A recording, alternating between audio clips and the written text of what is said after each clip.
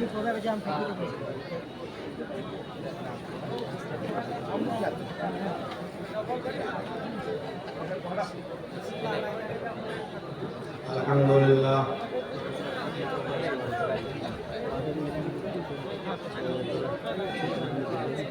الحمدللہ نحمده ونستعینه ونستغفره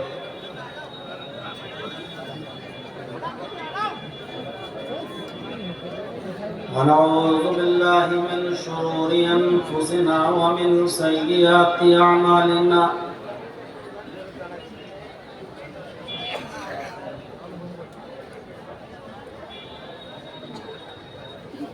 من يهده الله فلا مضل له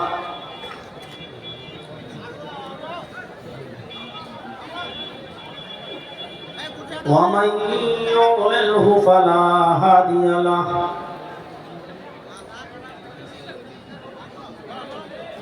وأشهد أن لا إله إلا الله وحده لا شريك له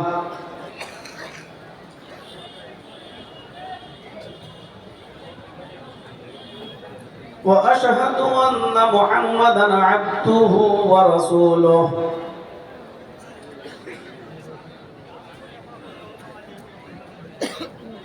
أما بعد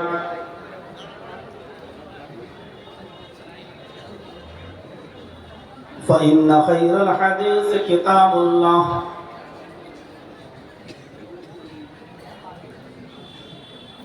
وخير الهدي هدي محمد صلى الله عليه وسلم وشر الأمور محدثاتها وكل محدثة بدعة وكل بدعة ضلالة وكل ضلالة في النار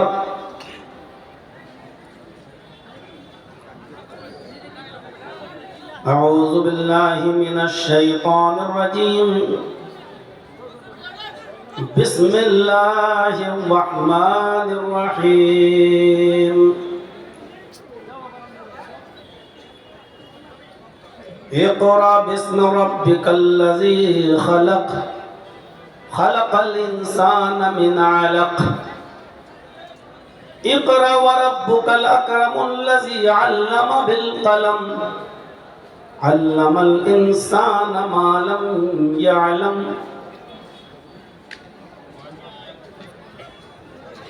وقال النبي صلى الله عليه وسلم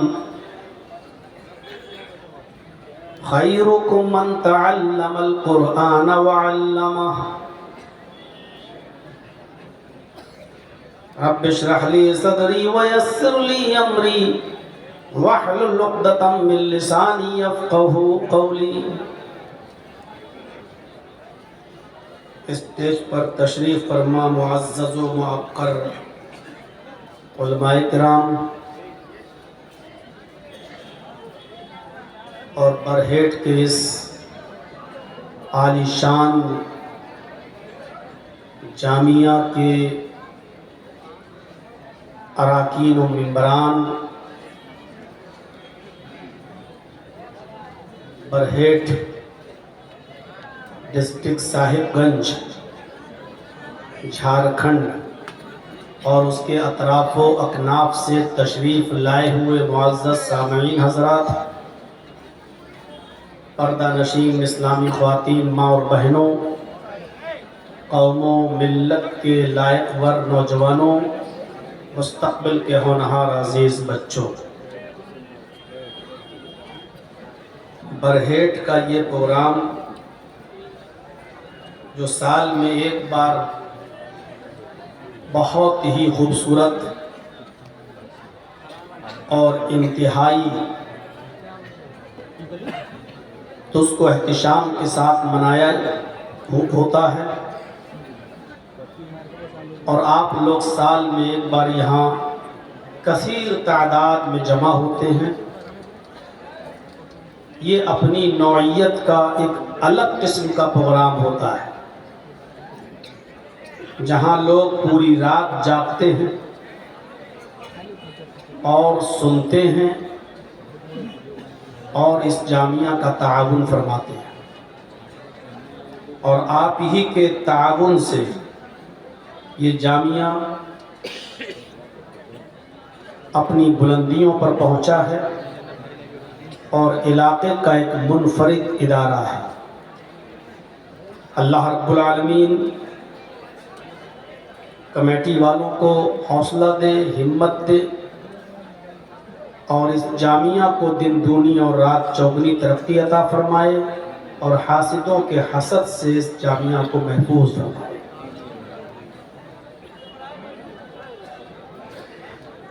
علم دنیا کا سب سے عظیم تحفہ ہے۔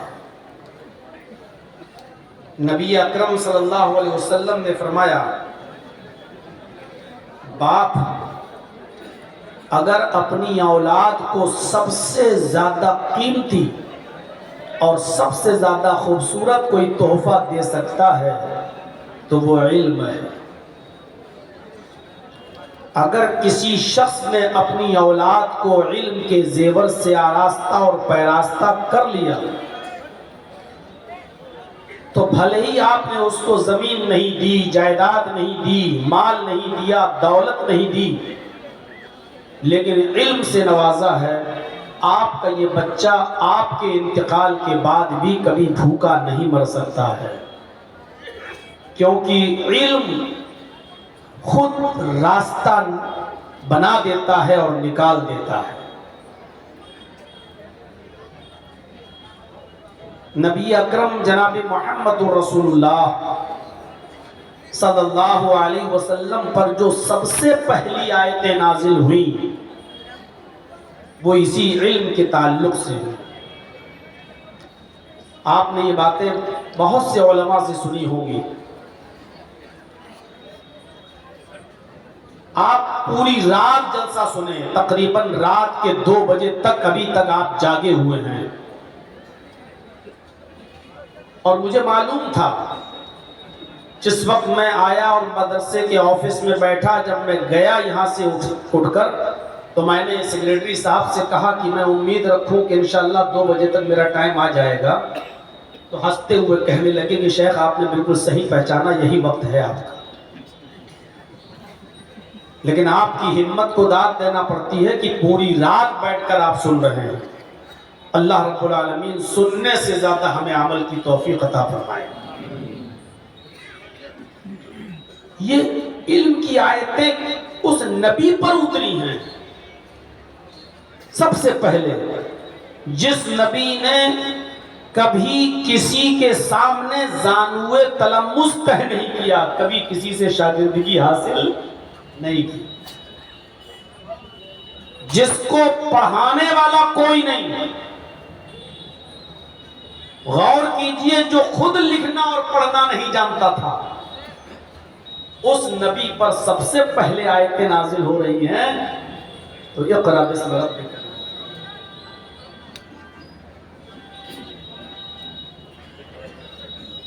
پیدا ہوئے تو باپ نہیں، آنکھیں جب آپ نے کھولی اس دنیا میں آنے کے بعد تو آپ کے باپ نہیں تھے، 2 مہینہ پہلے آپ کی پیدائش کے انتقال کر گئے۔ آپ کی ماں آپ کو اپنے نانا کے یہاں، اپنے مائکے نبی کے ننیال میں لے کر گئی جب آپ کی عمر 6 سال کی تھی۔ مکے سے یثرب کی طرف، مدینے کی طرف گئیں اور 1 مہینے وہ اپنے گھر پہ رکیں، اور پھر وہاں سے لوٹ کر جب واپس آ رہی تھیں مکے کی طرف اپنے مائکے سے، تو راستے میں ایک مقام پڑتا تھا جس کا نام تھا مقام ابوا۔ وہیں پر محمد رسول اللہ کے باپ کی قبر۔ ماں نے سوچا کیوں نہ میں اپنے شوہر کی قبر دیکھ لوں،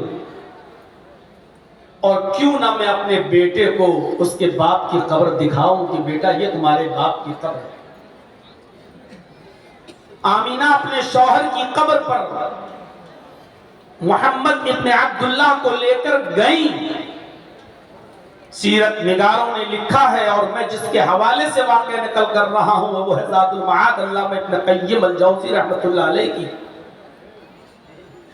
کہ بیٹے کو قبر دکھائی کہ اب یہ ہے تمہارے ابو کی قبر، اور اسی جگہ پر اپنے شوہر کی یاد ان کو ستائی، اور اتنی یاد آئی کہ وہ رونے لگیں، اور روتے روتے گشی تاری ہوئی تو زمین پر گر گئیں، اور جب زمین پر گری تو اسی جگہ پر ان کا انتقال۔ پیدا ہوئے تو باپ کو نہیں دیکھا، 6 سال کی عمر تھی، باپ کی قبر کو دیکھ رہے تھے کہ ماں بھی وہیں چل بسی، اب نہ باپ رہا اس دنیا میں نہ ماں رہی، اور محمد ابن عبداللہ کی پرورش کرتے ہیں ان کے دادا عبد المطلب۔ 2 سال تک انہوں نے پالا، اور جب محمد ابن عبداللہ کی عمر ہوئی 8 سال تو دادا بھی اس دنیا سے چل بسے، دادا کا بھی انتقال ہو چکا۔ غور کیجئے، پیدا ہوئے تو باپ نہیں، 6 سال کی عمر میں ماں چلی گئی، 8 سال کے ہوئے تو دادا بھی چھوڑ کر چلے گئے۔ اب 8 سال کے بعد چاچا نے ابو طالب نے سنبھالا، اور یہ لمبی مدت تک پرورش کرتے رہے، یہاں تک کہ محمد ابن عبداللہ کی عمر 25 سال کی ہو گئی۔ حضرت خدیجہ کا مال لے جا کر ملک شام جایا کرتے تھے، تجارت کیا کرتے تھے، بزنس کیا کرتے تھے، اور جو کچھ بھی پروفٹ ہوتی تھی خدیجہ کو دے دیا کرتے تھے، اور خدیجہ نے محمد ابن عبداللہ کی یہ ایمانداری اور امانت داری دیکھی تو حضرت خدیجہ رضی اللہ تعالی عنہا نے خود نکاح کا پیغام محمد رسول اللہ کو بھیجا۔ آپ نے اپنے چچا ابو طالب سے مشورہ کیا، اور بالآخر 40 سال کی حضرت خدیجہ کے ساتھ نکاح طے پایا، اور وہ نکاح ہوا۔ ابو طالب نے نکاح کرایا اور گھر پہ آئے، اور پھر 25 سال سے لے کر 40 سال تک حضرت خدیجہ کے ساتھ بہت ہی اچھی طریقے سے ازدواجی زندگی میں بندھے رہے۔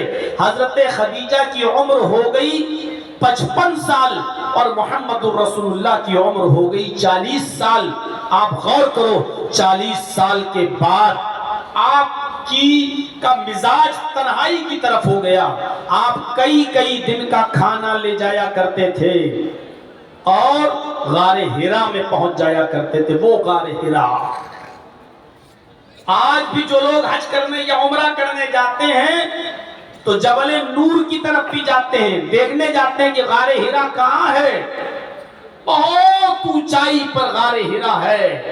اب تو خیر لوگ راستہ بنا دیا گیا ہے، پھر بھی لوگ چڑھتے ہیں اور بڑی مشکل سے وہاں تک پہنچتے ہیں۔ اس زمانے میں بڑا پرخطر راستہ، اور اتنی اونچائی پر، اور تنہا، قمقموں کا زمانہ نہیں، لائٹوں کا زمانہ نہیں، ایسی لائٹیں نہیں تھی اس زمانے میں، اور کئی دن کا کھانا لے جا کر محمد رسول اللہ صلی اللہ علیہ وسلم تنہائی اختیار کرتے تھے، اسی غار ہرا میں جایا کرتے تھے اور عبادت میں مصروف رہتے تھے۔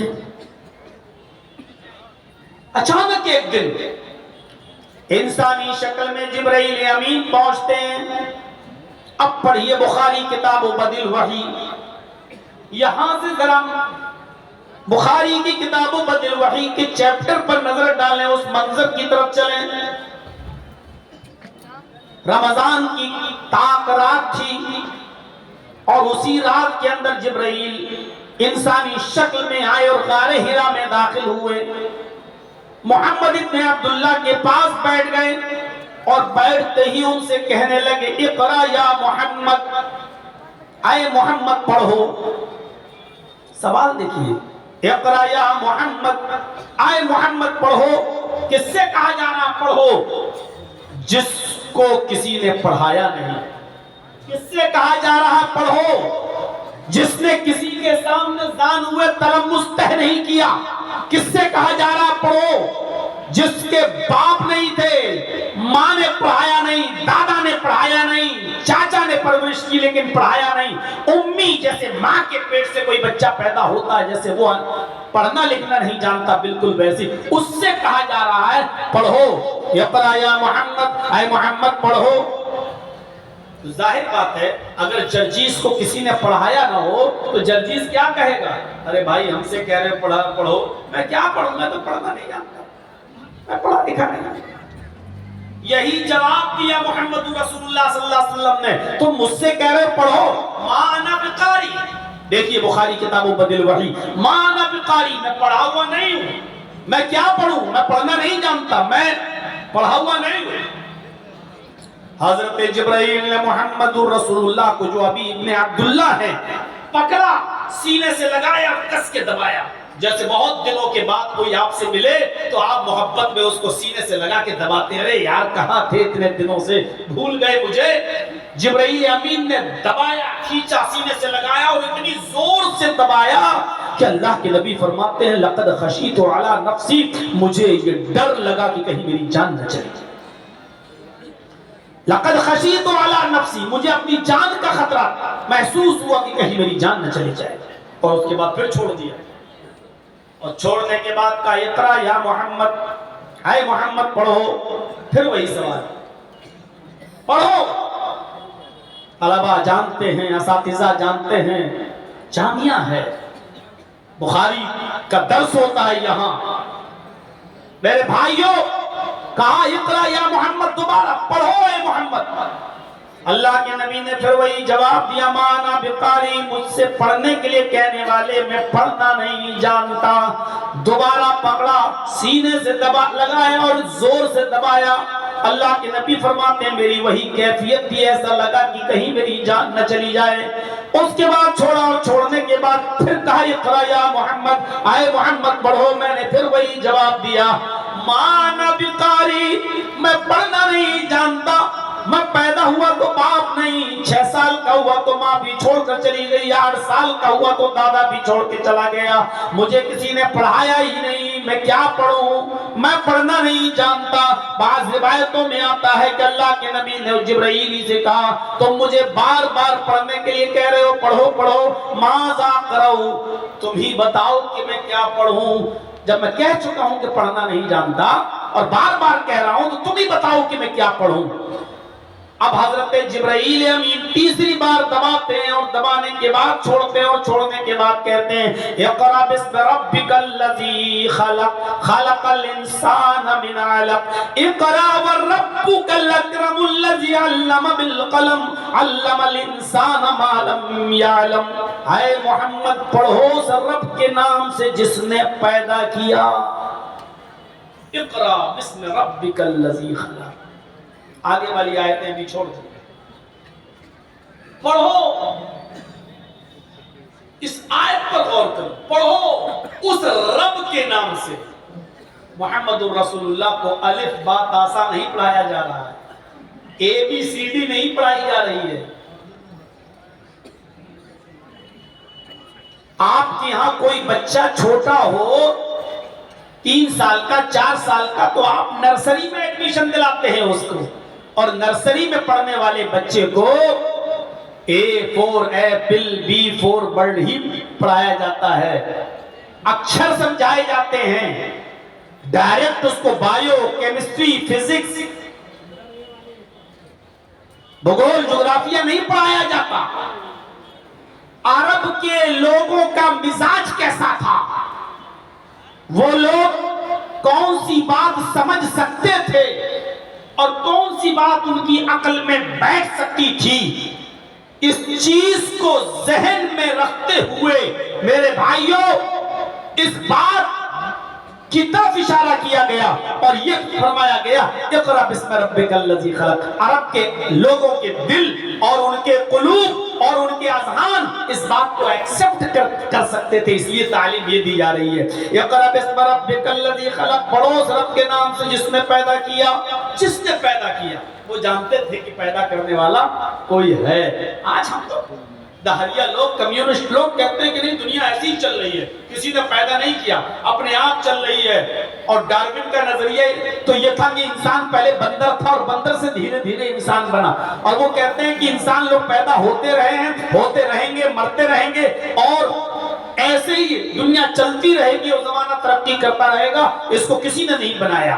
یہ ادھرمی لوگ، پاپی لوگ اور ناستک لوگ یہ عقیدہ رکھتے ہیں، میرے بھائیوں عرب کے کافروں کا بھی عقیدہ نہیں تھا، وہ جانتے تھے کہ پیدا کرنے والا کوئی ہے، اس لیے تعلیم اس کی دی جا رہی ہے کہ پڑھو اس رب کے نام سے جس نے پیدا کیا، اقرأ بسم ربک الذی خلق، پڑھو اس رب کے نام سے جس نے پیدا کیا، کیونکہ عرب کے لوگ جانتے تھے ایک چھوٹی سی سوئی اور ایک ماچس کی ڈبی، ماچس کا کھوکھلا بھی، میچ باکس کا کھوکھلا بھی، اوپر کی ڈبی بھی بغیر کسی بنانے والے کے وجود میں نہیں آ سکتی ہے۔ جب ایک چھوٹی سی ٹیبل، چھوٹی سی میز جب بغیر کسی بنانے والے کے وجود میں نہیں آ سکتی ہے، تو اتنی بڑی زمین، اتنا بڑا آسمان، یہ چاند، یہ سورج، یہ ستارے، یہ سیارے بغیر کسی بنانے والے کے وجود میں کیسے آ جائیں گے؟ وہ جانتے تھے۔ یہ تو آج سائنس نے ترقی کی ہے، آج پتا چلا ہے، ورنہ عرب کے کافر پہلے ہی سے عقیدہ رکھتے تھے۔ اے محمد صلی اللہ علیہ وسلم، اگر آپ ان سے سوال کریں کہ زمین و آسمان کا خالق کون ہے تو یہ یہی جواب دیں گے اللہ۔ ان سے پوچھو کہ آسمان سے بارش کون برساتا ہے تو یہ جواب دیں گے اللہ۔